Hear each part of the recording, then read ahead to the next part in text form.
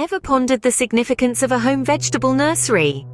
Today we're diving into that very topic. A home vegetable nursery isn't just a patch of green in your backyard.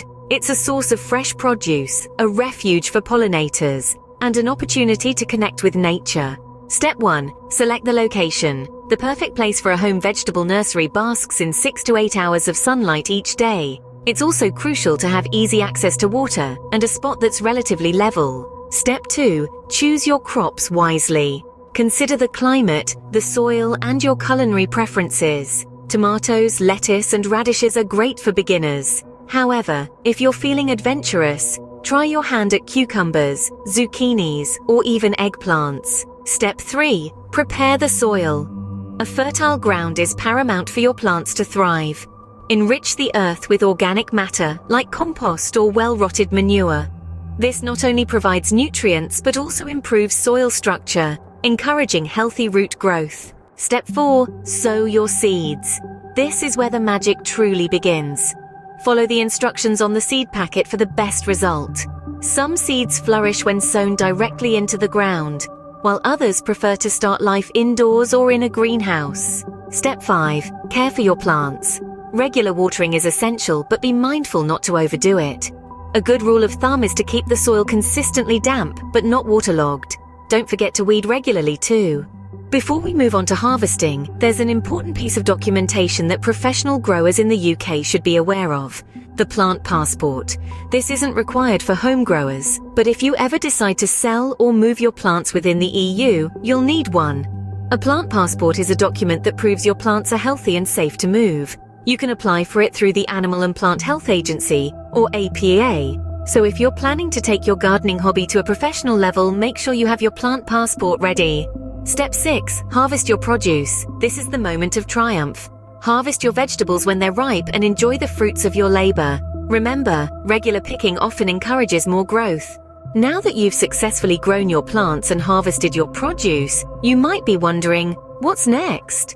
Well, with the abundance of homegrown vegetables, you might consider selling them. This is not only a great way to share your green thumb with the community, but also a fantastic opportunity to make some extra cash.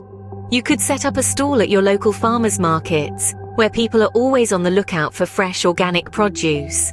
Online platforms like Etsy or eBay are also great places to reach a wider audience. Alternatively, consider collaborating with local restaurants or grocery stores. Many establishments appreciate locally sourced fresh produce. Remember, selling your produce can be a great way to share your love for gardening with others and make some extra money on the side.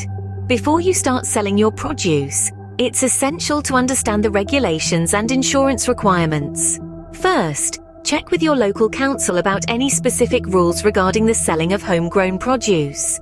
You may need to comply with certain health and safety standards. Secondly, consider getting liability insurance. This will protect you against potential claims if someone gets sick from consuming your produce. Lastly, if you're selling online, familiarize yourself with the platform's rules and regulations. Some platforms may have strict guidelines about the sale of food items. Remember, being well informed about regulations and insurance can save you from potential headaches down the line. In conclusion, setting up a home vegetable nursery is a rewarding endeavor. It starts with choosing the right location, picking suitable crops, and preparing the soil. Then sow the seeds and care for your plants, keeping them watered and weed-free. Finally, harvest your produce and relish the satisfaction of eating homegrown vegetables. Creating a home vegetable nursery is not just about growing food. It's about enhancing biodiversity, promoting sustainability, and fostering a deeper relationship with the natural world. So why not give it a try? It could be the beginning of a green journey that benefits not just you, but also the environment. That's all for now. Until next time, keep nurturing that green thumb.